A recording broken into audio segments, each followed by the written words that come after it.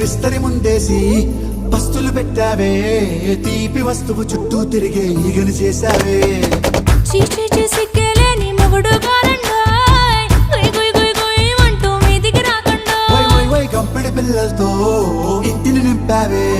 సాపాదిండు సంసారాన్ని మేడెక్కించావే ఇరుగు పొరుగు ముందు సరసాల తండా